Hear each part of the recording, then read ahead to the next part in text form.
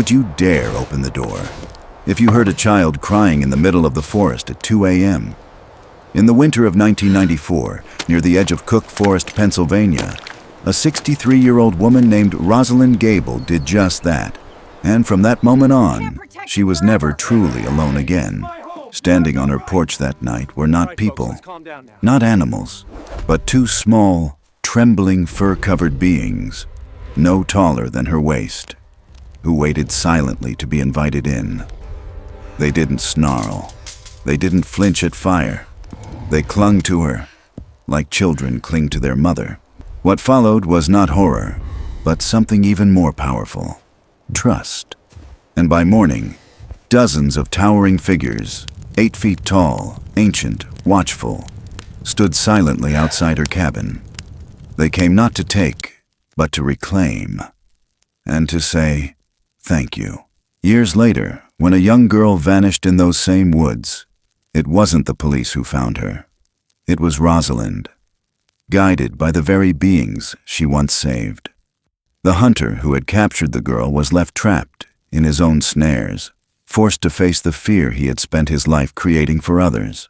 This is not just a tale of survival. It's a reminder that sometimes all it takes to change everything is to open a door. And now, I'd love to know, where are you watching from tonight? What's your name, dear listener? How far can this story travel, from one kind heart to another? If this story moved you, leave a like, subscribe, and help us build a community of those who believe, just like Rosalind, that compassion is stronger than fear. This is not just a channel. This is a family of Bigfoot believers, and you're already one of us. It had been a hard freeze for 3 nights running, the kind that crept into the joints of the cabin and made them pop and groan like old bones. Wind threaded through the tall black pines, twisting and circling like it knew this place well. Rosalind Gable, Roz, to the few who still remembered her, stood at the sink, washing the same mug she'd used for years. The enamel had chipped along the rim. She never minded. A chipped cup still held warmth just fine. The fire in the wood stove had thinned to orange coals, and though she'd added fresh kindling at sunset, it had burned fast tonight. Outside, sleet tapped the tin roof, each drop a tiny needle. She paused, listening, not to the wind, not to the cold, to something underneath it, a sound, so faint it could have been imagination. But it wasn't. Not the yip of a fox, not the cry of a raccoon caught in the river's cold grip, not even a bobcat's yowl. No, this was something else.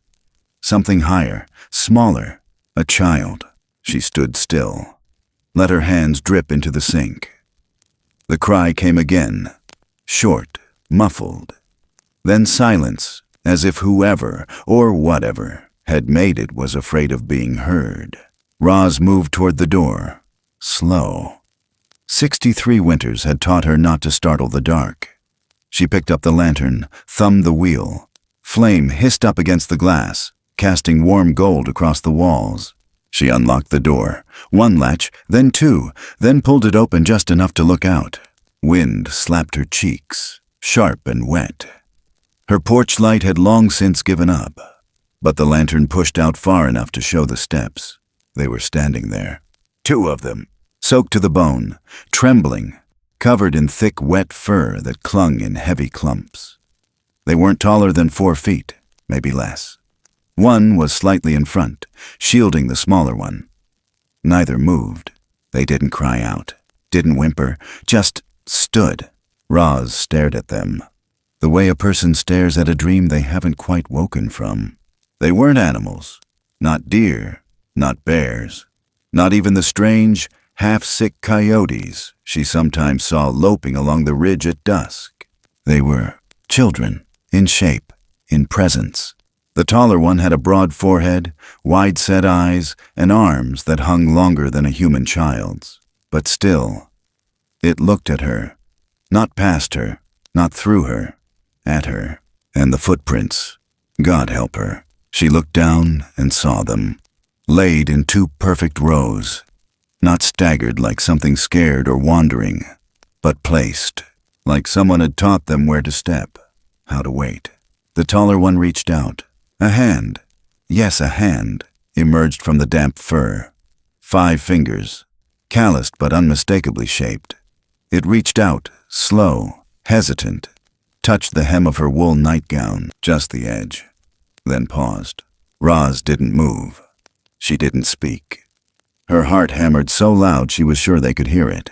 Out beyond the porch, deeper into the woods, something shifted. She felt it more than saw it. The blackness between the trees thickened for a moment, took shape, a silhouette, 9 feet tall, maybe more, watching, not moving, not advancing, guarding. Roz understood something then, without words. It wasn't fear she felt. It was weight, the kind that settles on your shoulders when you're standing on sacred ground. This was no accident. This was a test. She knelt, her knees creaking with age and cold. Opened her arms. The smaller one stepped forward first. Then the taller followed. Neither made a sound. They climbed the last step, still trembling, and leaned into her. She gathered them up, one under each arm. The moment she turned, the shape in the woods shifted once more. A slow, deliberate step backward. Then stillness again. Roz pulled them inside, closed the door, dropped the bar across it. Silence returned. But it wasn't empty anymore. The room had changed. The air inside the cabin thickened with something ancient, something watching. She set them down near the stove. Their fur steamed, moisture rising from their shoulders. They didn't flinch when she knelt and pulled the heavy knit blanket from the rocker. The smaller one, she would call him Button for now, crawled forward, instinctively tucking under her side. The older one, maybe 8 or 9 in human years, hard to tell under all that fur, stayed back a beat, eyes flicking between Roz and the door. She didn't speak, didn't ask questions. She just wrapped them up, held them, let the warmth from the stove and her body do the talking. It had been so long since she'd held someone this small. Her hands remembered before her heart did. Long ago, in a different life, she'd been someone people called a midwife, a nurse, a comfort in the worst hours. She had held mothers whose babies never cried. She had held babies whose mothers never came home. But she had never held both sides of that ache in her arms like this. They trembled for a while. She let them. The storm outside pressed against the windows, but inside, it was only the crackle of flame and the occasional sniffle from Button. She rocked them gently, the way her mother once did, back when lullabies were enough to keep monsters away. The taller one, she'd call her Fern, didn't fall asleep immediately. Her eyes stayed open, scanning the room, as if memorizing it, as if preparing to protect it, if needed. Eventually, the weight in her shoulders lessened. Her breathing slowed, and when Roz looked down, she saw both of them sleeping. She didn't move. She sat like that for what could have been an hour, maybe more. Outside, the wind picked up again. Sharp gusts scraped across the cabin walls, testing the seams of old wood. Somewhere in the forest, something called out. A low, distant sound that wasn't quite human, wasn't quite animal. Roz didn't answer.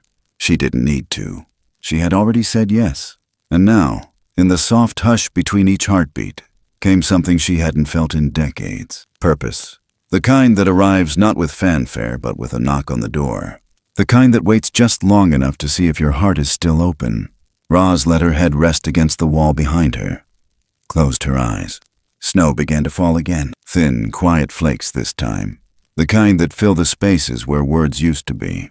The fire hissed, and 2 small shapes, wrapped in an old woman's arms, dreamed the kind of dreams that come only when you are finally, truly, safe. Roz did not dream. She kept watch, because when someone leaves their children at your door, you do not go back to sleep. You become something else. You become the light that stays on in a world that's forgotten how to knock gently. And in the soft dark of Cook Forest, where legends are whispered like warnings and kindness is a kind of rebellion, a story had just begun, one that would not end quietly. The fire had burned low again by morning, but this time it wasn't for lack of trying. Roz had been up twice before dawn. Once to shift the logs, once just to check they were still breathing. She hadn't slept much, didn't plan to. Snow flurried against the window in quiet gusts, piling in the corners like the start of something steady. It wasn't a storm. Not yet. But the cold was here to stay. The cabin smelled of smoke and wool, of pine needles and something faintly animal, but not unpleasant. Earthy. Honest. She moved carefully, not wanting to stir them, though one eye always seemed to peek open no matter how gentle her steps. The smaller one, Button, still clung to the blanket like it was the only thing between him and some far-off place. Fern, the taller one, lay half-curled, back against the side of Roz's old chair, not quite sleeping, but not awake either. Her eyes followed Roz the way a deer might, cautious but not panicked. Roz knelt beside the stove, breaking a heel of rye bread from the loaf she'd wrapped in cloth the night before. The crust was hard. She dipped the pieces in warm water from the kettle, softening them until they glistened like something worth trusting. No sugar, no butter, just warmth. She placed the bowl on the floor near them and backed away, letting them decide. Fern sat up first. Button followed. They didn't rush. They didn't fight. Fern tore a piece, small, chewed it, then passed a larger bite to Button. The gesture was so smooth, so practiced, it hurt a little. Roz watched from the rocker, hands resting in her lap. That wasn't survival, that was caregiving. Someone had taught them to look out for each other, but someone had also hurt them. She saw it when Fern reached for another piece, and her sleeve slipped just so. There, along the inside of her wrist, a dark mark curved under the fur. Not fresh, old, clean, thin, pale ridges left by something narrow and tight. Rope, maybe wire. Roz's chest pulled in on itself.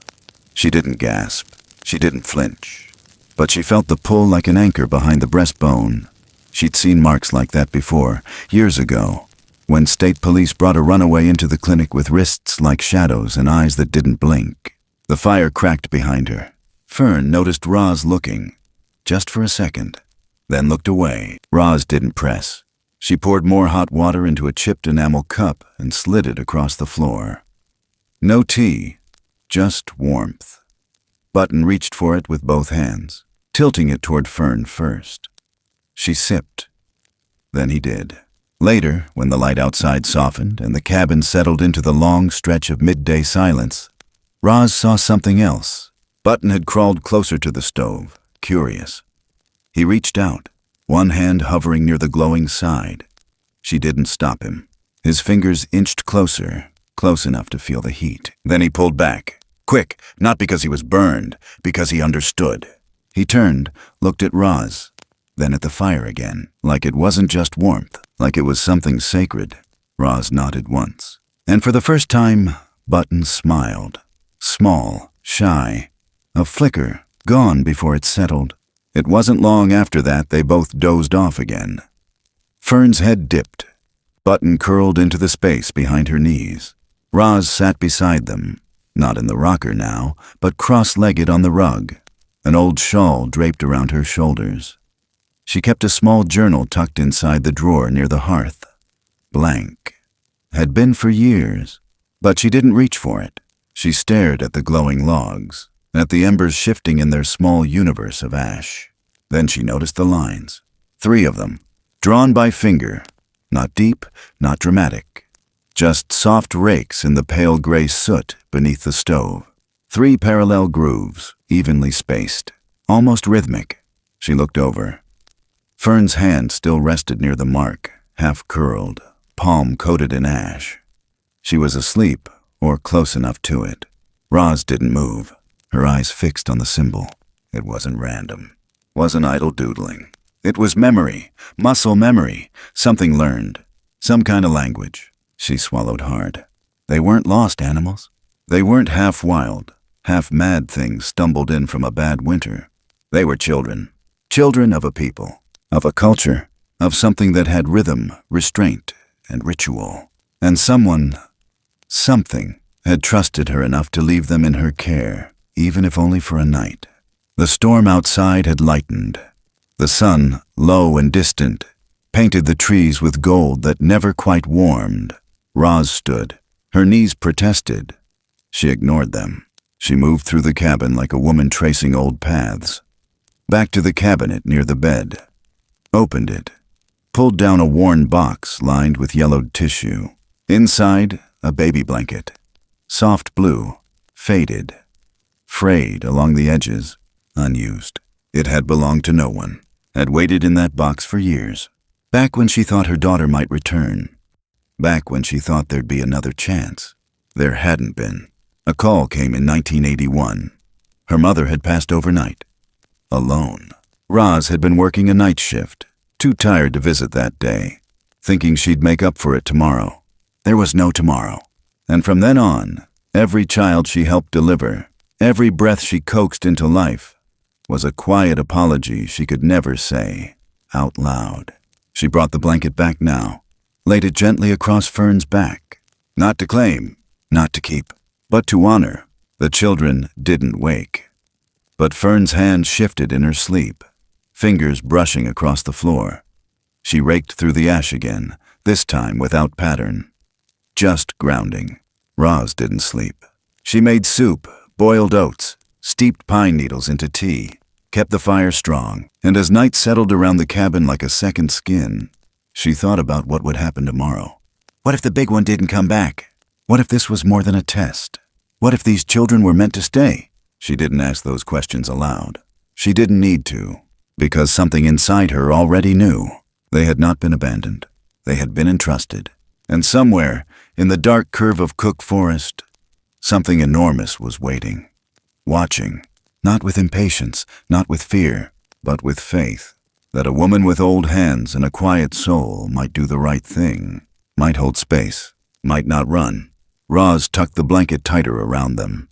The fire cracked once, sharp and sudden. Button stirred, then sighed, then settled.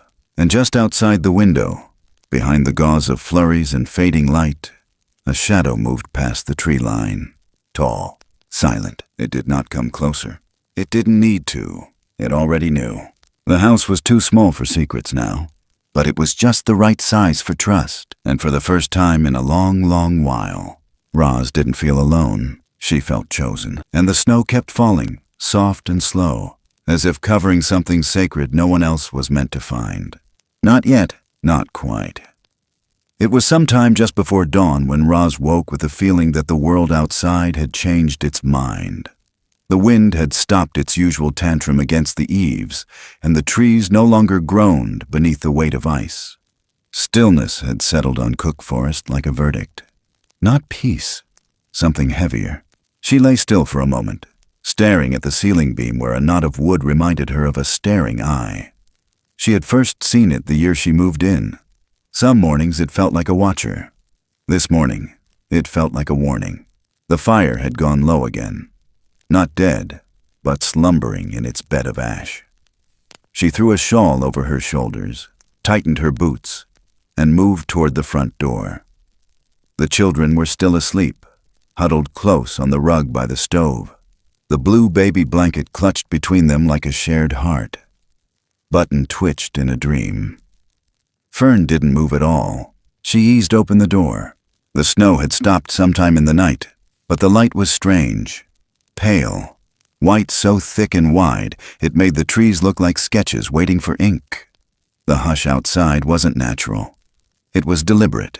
She stepped out barefoot onto the top plank, not caring how cold it was. And there they were, dozens of them, standing in a perfect circle around her cabin, each space just far enough apart to be intentional. 2 dozen, maybe 3. Hard to say. They didn't shift, didn't murmur, just stood. Their furs steamed faintly in the cold light, glinting where snow had crusted over their shoulders. Most were tall, broad, thick-boned in a way that made the trees look smaller by comparison. Some leaned slightly forward. Some stood with arms at their sides, but none crossed the invisible threshold. Not a single one stood on her porch. She didn't move, didn't call inside, didn't close the door. She just breathed and let herself be counted. At the head of the line, directly in front of the porch steps, stood the one who must have watched from the tree line that first night, taller than the rest, shoulders wide as a barn beam, hair dark as storm cloud, and matted with frost. His face was weathered with years, but not age in the human sense. His stillness carried weight, like an old tree that doesn't speak unless it means to move the earth. He made no sound. He just waited. Roz knew what this was. She'd seen it in another life. When a woman labored for too long and the midwife called for quiet. When a child opened its eyes for the first time and the whole room held its breath. This moment held that same stillness. Sacred. She turned. Behind her, Button had stirred. Then Fern. Their eyes locked onto the window, wide and unblinking. Roz didn't speak. She didn't tell them to come. She didn't need to. They rose together, like one body split in two. Walked forward, stopped beside her. Fern's hand brushed Roz's coat. Button stood closer to her leg than her own shadow. She bent, lifted them one at a time. Fern in her left arm, Button in her right. It hurt, but she didn't flinch. Her back pulled, her knees groaned, but her heart was steady. She stepped down off the porch. The crunch of snow under her boots was the only sound in the world. She walked toward the leader, toward the tall one whose breath misted slow and even. No one else moved. No twitch, no shifting weight. Not even birds overhead. She stopped 5 feet away. The silence was so full it began to hum. A low vibration deep in the belly, like standing too close to a waterfall you couldn't see. And then it happened. Not a sound from a mouth, not a word, but a resonance. A deep chest-borne tone that began in one throat and echoed softly through the others. It wasn't language, not in the way humans meant it, but it meant something. It felt like greeting, felt like gratitude, felt like forgiveness for things not yet done. The big one stepped forward, just a half step. His hand rose, massive, covered in coarse dark fur, but steady. He didn't take the children, not immediately. He lowered to one knee. Let them come to him. Fern leaned forward first. One slow movement. She rested her forehead against his. Button followed. His arms wrapped around the thick neck without hesitation. Roz lowered them down. No tears, no cries, only contact, only stillness. From behind the big one came 2 others, shorter but broad-shouldered, female in form but not in softness. They carried a stillness heavier than the snow. One bent, scooped up Button. The other reached for Fern. Their motions were gentle, reverent.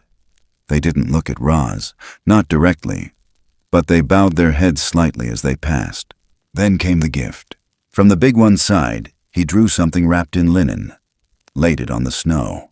He unfolded the cloth and placed a polished piece of maple wood, long as a forearm, smoothed and worn with care. 3 grooves carved across it, parallel, even, a mark, a message. He laid it at Roz's feet. Then he turned. The others followed. No sound. No breaking of twigs or shifting snow. Just a slow retreat into the trees. One by one they vanished. Not like shadows, like prayers. When the last of them had gone, Roz stood alone again. The snow hadn't melted beneath her. The gift still lay at her feet. She picked it up. The wood was warm. Warm, like it had been carved beside a fire. She clutched it to her chest. Didn't know what it meant. Not yet. But she knew what it was. Acknowledgement, recognition, maybe even a bond. She turned, walked back inside. The cabin smelled like sleep and smoke and something fading. She shut the door behind her and didn't latch it this time. She laid the wood on the mantel. The fire crackled softly. No footsteps. No crying. Just space. She sat in the rocker, stared at the space where the children had been. Her arms ached, not from the weight, from the letting go, but beneath that ache was something else. Not loss, not regret, not even sadness. It was belief. She had been chosen, tested, and seen.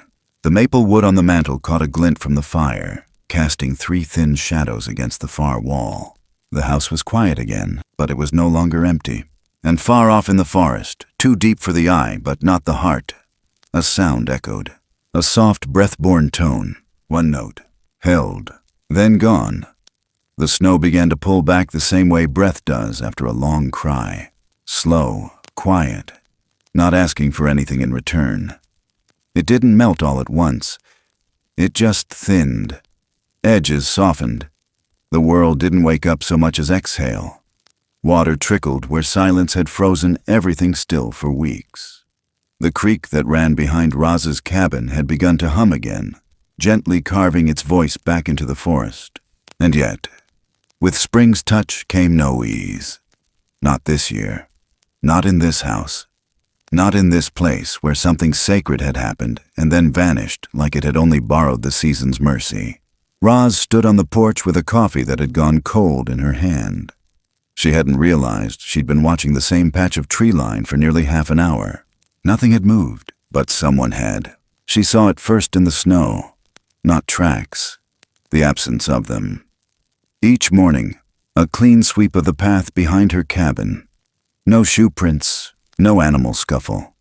Just smooth, untouched snow, where yesterday there had been the faint marks of raccoons or deer or the occasional fox. Now, each morning, the ground behind her cabin looked brushed, swept clean, like someone had wiped away signs on purpose. The first time, she thought it was wind. The second time, coincidence. By the third, she stopped pretending it was chance. She wasn't being watched. She was being protected. The same hands that had left children on her porch had not forgotten what that meant. She left the maple carving by the mantel. Never moved it, never dusted it. 3 grooves still clean across its face, a language she couldn't read but could feel in her chest. She didn't talk about it, not to the mirror, not to the radio, not even to herself. She simply began checking her door twice before locking it, and keeping the back lantern lit even after sunrise. It was around this time that Tessa Wren showed up in her woodshed. It was early, the kind of early that still held on to night. Roz had gone out with an armful of kindling and nearly dropped it when the shed door creaked before she touched it. Inside, behind stacked burlap sacks and the old push mower no longer useful, a girl curled in the shadows, clutching her backpack like it was the only thing keeping her from being dragged under. Roz didn't shout, didn't gasp, just stood there long enough for the girl to realize she'd been seen, then slowly lowered the wood to the ground. Tessa didn't speak, but her eyes were sharp. Wild sharp, like an animal not yet sure if you mean to feed it or skin it. Roz recognized that look. She'd seen it on women in waiting rooms. On boys who didn't flinch at the smell of bleach and fear. She stepped back and left the door open. Didn't say a word. Just went inside. Started boiling water. Made eggs and toast. Left an extra plate on the table. It took 15 minutes, maybe 20. Then the door creaked open again, and the girl sat. Didn't say thank you. Didn't touch the food right away. Just waited. Roz sat across from her. Didn't ask who she was. Didn't ask what had happened. But eventually the girl spoke anyway. Said her name was Tessa, 17, from a trailer down off Route 36. Said her uncle was drunk most days and angry the rest. Said she wasn't going back. Roz nodded once. Then Tessa said a name that turned the air inside the cabin solid. Doyle Brask. Roz hadn't heard that name in years. The kind of man who never walked straight, never paid cash, and always looked at people like they were worth less than the gas in his truck. Tessa said he'd been around town again, asking questions. Not about her, about something else, about what's still breathing in those woods. He'd said it like a joke, but his eyes hadn't laughed.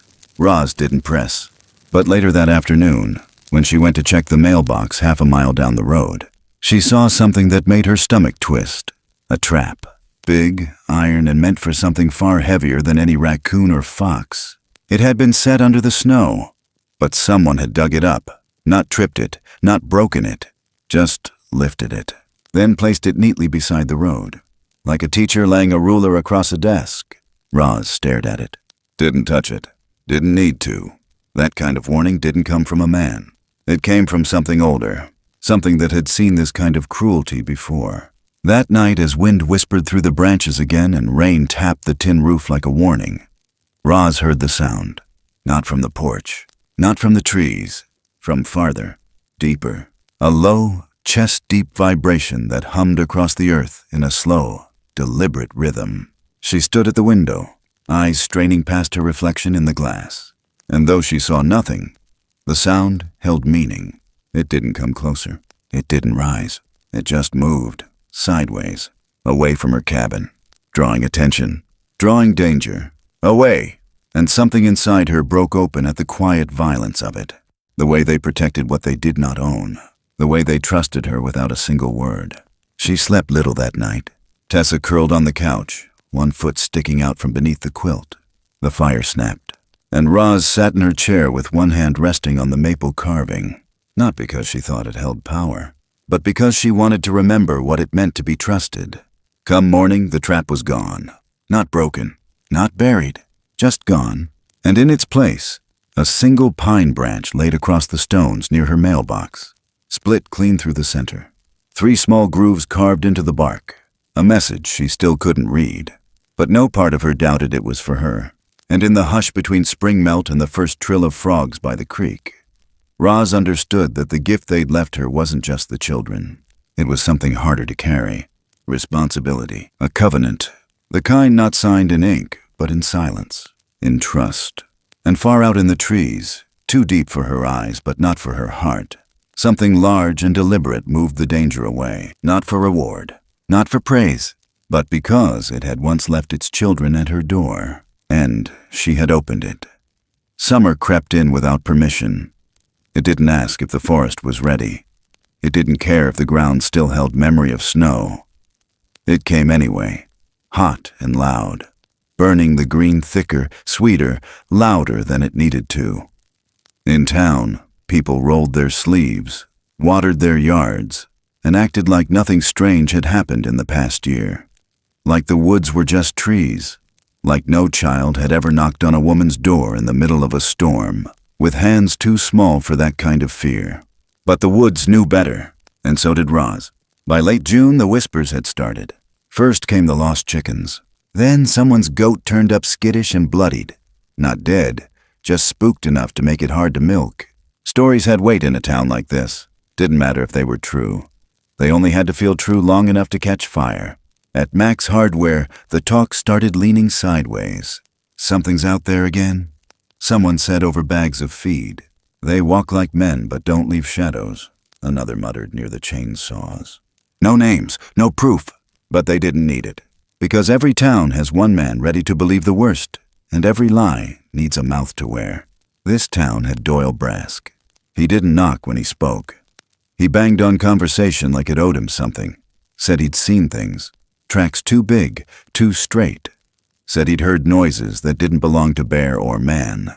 Said he'd followed signs right back to Rosalind Gable's cabin. She heard it first from the boy at the post office. Cal Porter, 11 years old. Nervous hands. The kind of boy who still tucked his shirt in even when no one asked him to. He'd come to help Roz carry a bag of seed corn and left without saying much until they hit the gravel near her mailbox. Doyle says your place has got tracks, he whispered. Says he's gonna show folks soon. Roz didn't stop walking. Didn't look down, just said, "That so?" And the boy nodded, eyes wide. She knew what was coming before it came. Saturday brought the summer fair. Always did. Booths popped up overnight like mushrooms after rain. Cotton candy, fried dough, lemon shake-ups so sour they made your teeth ache. The church ladies sold quilts. The firehouse raffled off smoked hams. And Doyle brought fear. He didn't do it loud at first. Just set up a table near the edge of the fairgrounds. Laid out some photos, blurry, vague, feet in the mud that might have been anything. Then came the piece he was proud of. A tuft of dark hair tangled in wire, held up in a jar like a prize. "This ain't no deer," he said, over and over, like it was scripture. "This ain't no bear neither." People started crowding, started nodding, because believing is easier than wondering. Roz watched from a bench near the bandstand. Didn't speak, didn't stir, until Doyle said her name, said it like a curse. "She's the reason it's here," he told the crowd. "That cabin's always been strange. We just didn't want to see it." She stood, walked away before the sentence finished chewing its own tail. But it didn't matter. By nightfall, people had made up their minds. And fear likes torches. So they brought flashlights, and guns, and half-drunk confidence. They came as a crowd, small but growing. Roz saw the glint of headlights through her trees before she heard the gravel under boots. She didn't run, didn't grab a phone, didn't scream. She stepped onto her porch and waited. They stopped 10 feet back, spread wide like a net. Doyle stood in the center, holding a rifle that didn't hang easy in his arms, but looked good enough to fool the kind of men who confuse posture with purpose. "You gonna tell us what's in them woods?" he asked. Roz didn't answer, not because she didn't have words, but because silence was the only language that hadn't been stolen yet. Behind her, the porch light flickered once, then held steady. Doyle raised the rifle, not aimed, just lifted, a gesture meant to shake the air. "Whatever's out here, whatever you're hiding, it ain't natural," he said. Roz stepped down one stair, no fear in her spine, just memory of Fern's eyes, of Button's hand, of the way the forest had bent itself around her without asking for anything in return. She opened her arms, not wide, not dramatic, just enough to show they were empty, the way she had the first night. But now it was humans who stood in the dark, humans who didn't understand the line between watchfulness and war. From somewhere deeper in the woods, something shifted. A branch cracked, not sharp, not panicked, measured. Doyle flinched. Someone cursed under their breath. But no one moved forward. No one fired. The forest didn't growl. It just listened, and that was worse. Roz spoke, just once. "Go home," she said, and in that voice was the kind of weight that doesn't need volume. That wraps around your ribs and makes your knees remember your grandmother's name. One by one they turned. Not all, not fast, but enough. Doyle spat in the dirt, but he left. And when they were gone, Roz stood alone again, same as she had in the snow.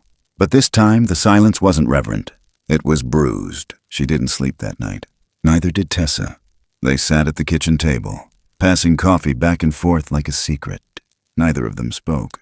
Because what was there to say, really, when the world thinks monsters come from the woods? When sometimes they come from the driveway. In the morning, Cal came, left a bundle at the edge of the trees, cornbread wrapped in foil, and a plastic army man nestled inside. Small, simple, but offered with kindness, and that kind of offering matters more than all the noise. That night, as the fair's lights dimmed behind the hills and laughter gave way to tired silence, the woods stirred again. Not to attack, not to defend, but to deflect. Far off, miles maybe, came the crash of limbs and a long, deliberate wail. Not pain, just volume, just warning, just enough noise to remind the humans that stories still live in trees. Roz stood on her porch, arms crossed. The carving still sat on her mantel. The groove's a little darker now. Maybe dust, maybe meaning.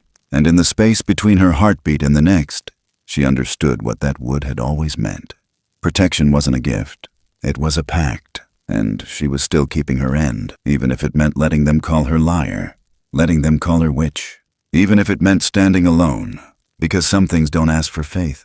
They just ask for silence, and the courage to keep a door open when the whole town wants it nailed shut. The woods looked ordinary that morning. That was the worst part. Nothing about the light warned her. Nothing about the breeze or the quiet hush over the trees told Roz that something was wrong. Everything looked as it always did. The creek kept talking to itself behind the hill. The squirrels picked over the sunflower seeds she left near the shed. The same pair of cardinals danced near the birch tree out front like it was still spring. But the air felt thinner.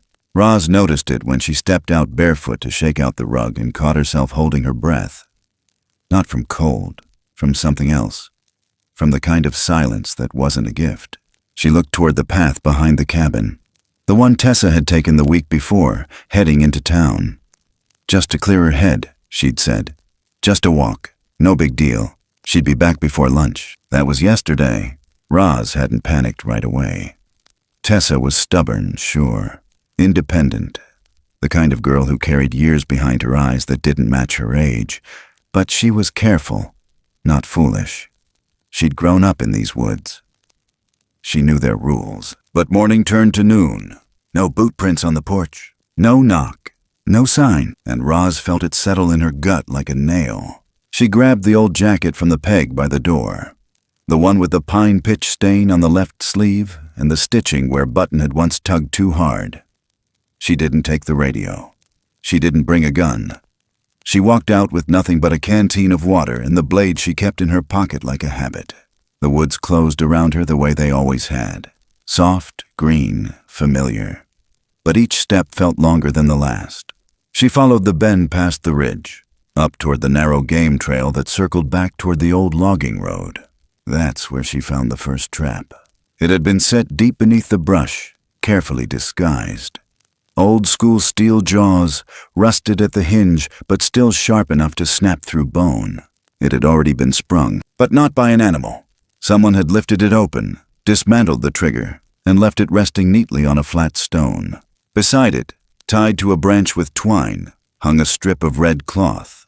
Roz leaned in, fingers grazing the fabric. Torn cotton, torn from something familiar. Tessa's shirt. Roz's hand curled around it slow. Her pulse thudded through her ribs. And not far from the trap, in the soft earth, she saw the marks. Boot prints. But not alone, another set beside them. Barefoot, wide, heavy, then gone. Erased like someone had wiped them away. Roz turned back once, looked toward the treetops, then kept going. She found another trap near the bend in the creek. This one untouched, still set, still open, waiting. And above it, carved into the bark of an old cedar, were 3 faint grooves. Not deep, not loud, just enough. A direction, a choice. She stood there longer than she meant to. This wasn't just about Tessa anymore. Something bigger was unfolding. Something she hadn't been told but had been asked to understand. And understanding came with a cost. The moment you accept the world is deeper than it looks, you lose the comfort of the surface. She kept walking. By mid-afternoon, she reached the edge of the ravine. The drop wasn't steep, but the ground had gone soft from the recent rains. She steadied herself against a root and slid down, boots catching mud, her legs stinging where thorns reached out like questions. She didn't stop, not when her knees scraped rock, not when her breath grew short, not when the shadows stretched longer and the sky began to bruise with evening. She found the footprint in a dry patch near the base of a tree. Wide, human-like, but too long, too sure. She followed it, until the trees began to thin and the air grew heavier. And there, between 2 fallen trunks, she saw it. Stoneface, standing still, just as she remembered. Taller than she recalled. Broader in the shoulders, covered in layers of moss and fur and silence. He did not move toward her. He did not retreat. He simply stood, and the space between them pulsed like a wire stretched tight. Roz didn't speak, didn't raise her hand. She waited, and slowly, carefully, he took 1 step aside. Just one, enough to show her the path beyond. She stepped forward, and the world shifted. Not violently, not suddenly, just peeled back. The trees grew older, thicker, the moss deeper, the hush more complete. She had crossed into something else, a place she'd never meant to go, a place no map named, the forbidden part of the forest the old stories hinted at but never described. She didn't see Stoneface again. He'd vanished into the stillness. But the direction was clear now, and with every step, Roz felt something watching.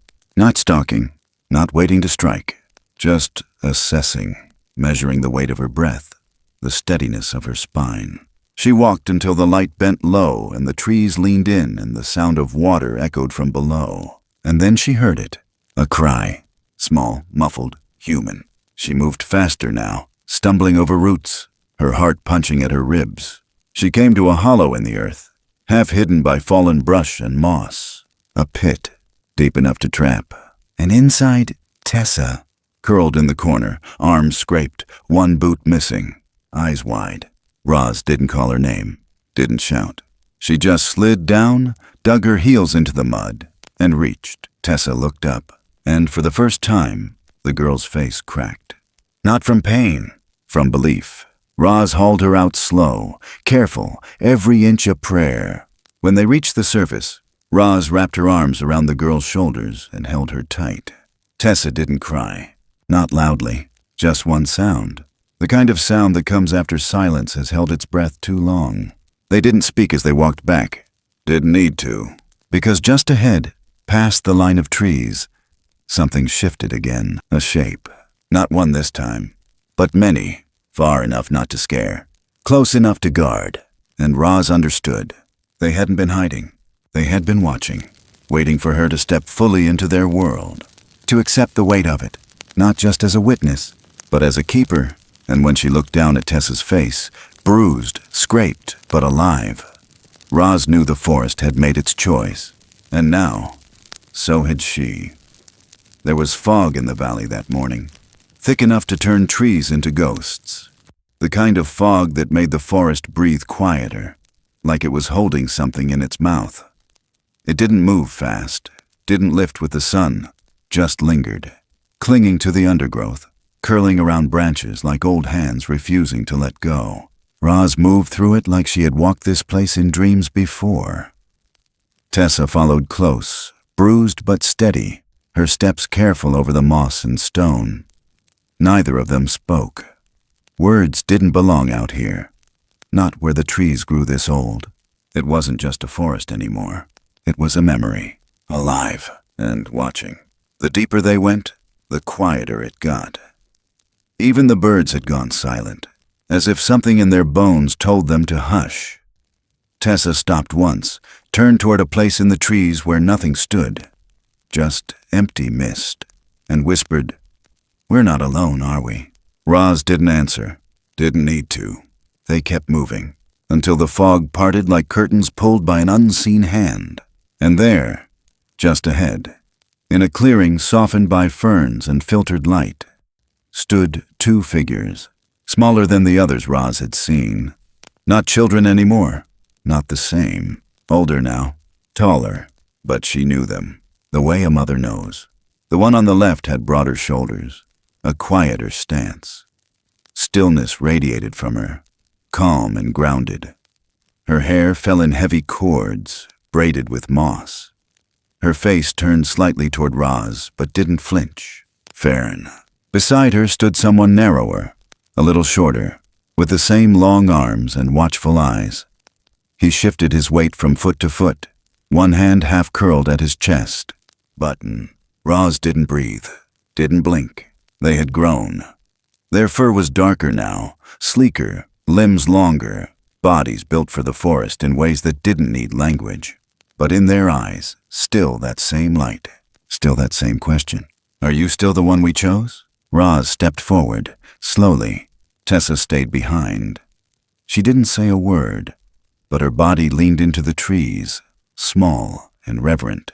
Fern stepped forward too. Not a greeting, not a rush of reunion, but a recognition. She stopped 5 feet away, looked Roz straight in the face, and for a long moment, neither of them moved. Then Roz, with hands that had pulled life into this world and held death too many times to count, reached out slowly, palm open, fingers steady. Button took a single step, placed his hand in hers. Just a brush. But it was enough. A breath escaped Roz's lungs like she hadn't let it out in years. She smiled, didn't cry, just let the warmth rise up like a sunrise in her chest. Then Fern touched the ground, knelt. With 2 fingers, she drew 3 marks in the soft loam, wide, even, deliberate. Roz knelt too, matched the motion. Not perfectly, but close enough. And the forest seemed to breathe again. A bird called, far off. A squirrel rattled in a tree. Some part of the old hush loosened. Then Button turned his head, alert. Fern's body stiffened slightly, then relaxed. Roz followed their eyes. Beyond the clearing, something moved. Another figure. Larger, staggering, dragged. It wasn't them. It was a man, half-conscious, limbs limp, head lolling. Doyle Brask. He came into view, not by his own will, but because something carried him, or rather, guided him, held upright by a set of long arms. One of them, a guardian. Not Stoneface, someone younger, lean but powerful. They laid Doyle down in the center of the clearing with a gentleness that didn't belong to any of the words men used to describe monsters. And then they backed away. Roz didn't rush, didn't speak. She looked down. Doyle's shirt was torn, his boots gone. His eyes fluttered open, and for a second, confusion flickered. Then shame. He tried to speak. Roz shook her head. She knelt beside him, looked at his hands. Rough, scraped, but not broken, not harmed. Around him, the forest had arranged things, not just leaves and stones. Traps, metal jaws, steel hinges, laid out in a circle. unarmed, disarmed, one after another, bent open like petals of a strange flower. Roz understood. They hadn't punished him. They had held a mirror to his fear, laid bare the weapons he had built and brought and used, and then unmade them, left them there, a ring of what he had chosen to be, and what he still could undo. Roz stood. The others did not move. Even Fern and Button stood still, watching, waiting. The forest had said what it needed to say. Now it was Doyle's turn to listen. She turned to go. Tessa stepped from the trees as Roz passed. The girl looked at the circle, at the man who had once said her name like it was a ticket to pain. She didn't spit, didn't shout. She just kept walking. And that kind of mercy isn't weakness. It's wisdom. Before they reached the edge of the clearing, someone else appeared. Not from the woods, from the trail. Deputy Hank Laird. His boots heavy on the path, breath clouding in the air. He didn't reach for his weapon, just took in the scene. Saw Roz, saw the ring of metal around a broken man, and saw the shapes in the trees that didn't hide anymore. He looked at Roz, long, then nodded once. Not confusion, not disbelief, just a quiet kind of choice. He turned his head, walked back the way he came, never spoke of what he saw, never filed a report. But from that day on, the woods were never questioned in his presence again. Roz, Tessa, and the silence walked home together. The fog thinned with each step. By the time the cabin came into view, birds were singing again. Wind moved like music, and behind them, the forest closed its eyes around its children, not to hide them, but to keep them safe. And somewhere in the hush of pine and fern, a young voice hummed the sound of memory. Snow had returned by December. Not the violent kind that arrived with sirens and wind warnings, but a softer snow, quiet and persistent, settling over Cook Forest like a final page turned without noise. It filled the ruts in the dirt road that led to Roz's cabin, pressed gentle weight onto the roof, and softened the footprints of deer and raccoons before morning could remember where they'd been. The cold wasn't cruel this time. It came as something understood, something lived with. Like grief after years, no longer sharp, just part of the air. Roz sat at the table with her hands wrapped around a mug she hadn't drunk from in hours. The tea had gone cold. She didn't care. The steam rising from the kettle behind her wasn't meant for her now. It was for Tessa, who hummed in the corner by the window, threading a length of pine-colored yarn through a square of cloth. The girl had taken to sewing like her fingers already knew how. She said it calmed her, said it gave her something to hold. Roz understood that. She had spent the better part of her life holding silence. Now she held space. Tessa had never returned to the trailer. No one came looking. No reports were filed. Some kids disappear in a way that makes the world nervous. Others disappear in a way that makes the world shrug. Tessa had lived her life in the latter category. But not here. Not anymore.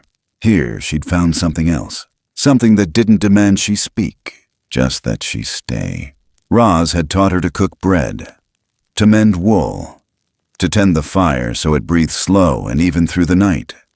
Some mornings, she'd find the girl out near the tree line, standing still with a bundle of something wrapped in cloth. No questions, just a nod. Just a glance that said, they're still out there.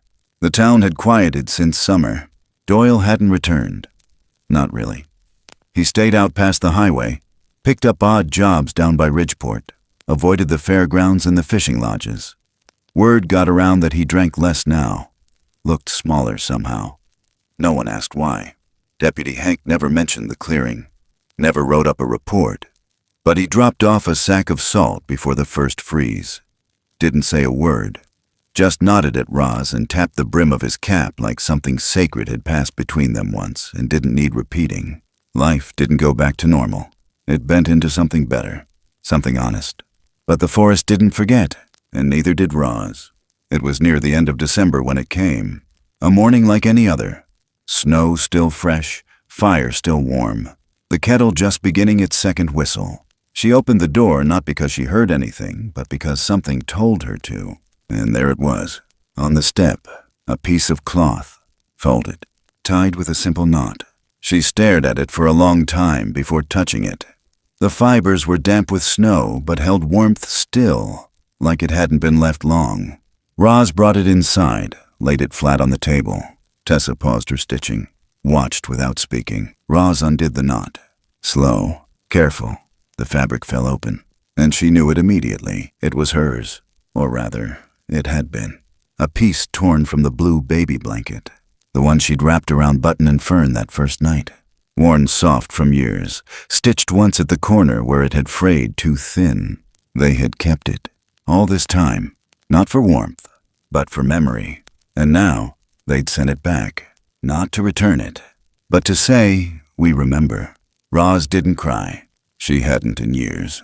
But her hands trembled as she folded the cloth again, set it gently beside the maple carving on the mantel. The one with 3 marks burned smooth into the grain. The fire popped. Tessa stood, crossed the room. She didn't ask what it meant. She didn't have to. She placed her hand on the wood beside Roz's. 2 hands, 2 generations, both marked, not by blood, but by the choice to stay when others ran, by the act of opening a door, not just once, but again and again, even when the world demanded it stay shut. The snow kept falling. The forest breathed easy. Somewhere past the ridge, a long shape moved through the trees. Not fast, not loud. A shape too big for any story that fit inside a campfire tale, but just the right size for something older than memory. Roz stepped outside with her coat unbuttoned and her hands bare. She didn't shout, didn't wave. She just stood there, letting the snow settle on her shoulders, watching the line where tree met sky. And for the first time in decades, she didn't feel the need to ask what would happen next, because some stories don't need endings. They just need to be carried, like cloth passed between hands, like a mark carved into wood, like a name whispered once and never spoken again, because it already lives in the marrow. Inside, Tessa stirred the soup. Outside, the wind curled around the cabin like an old friend, and the forest kept its promise, not to reveal, but to remain. And when spring came again, quiet, green, unannounced, there would be new tracks near the creek, small ones, wide ones, placed with care, and Roz would leave the porch light on without needing to know why. Because the night they left their children at her door, she didn't close it. And sometimes, that's all the world needs. Sometimes the things that matter most in life arrive without warning. They don't knock. They don't ask permission. They just show up, quiet, trembling, and wrapped in mystery. And what we do next, whether we choose to turn away or to open the door, becomes the thread that ties us to something far greater than ourselves. This story, at its heart, was never about proving what's real or debating what lives beyond the tree line. It wasn't about monsters or myths, and it certainly wasn't about answers. It was about the quiet kind of bravery, the kind that doesn't come with applause, the kind that shows up in small, consistent acts of care. Because sometimes the world doesn't need us to be certain, it just needs us to be kind. There's a sacredness in tending to the fragile, in holding space for what we don't fully understand, in choosing to believe that what appears strange or terrifying may in fact be something lost, or something trying to come home.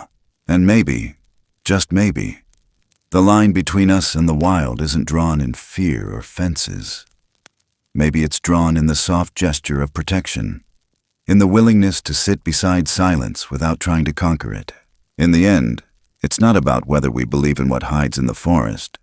It's about whether we can be trusted when it steps forward, just once, hoping someone will listen, hoping someone will understand that peace is possible if we choose to keep the door open, even when it would be easier to lock it. What we protect says more about who we are than what we build.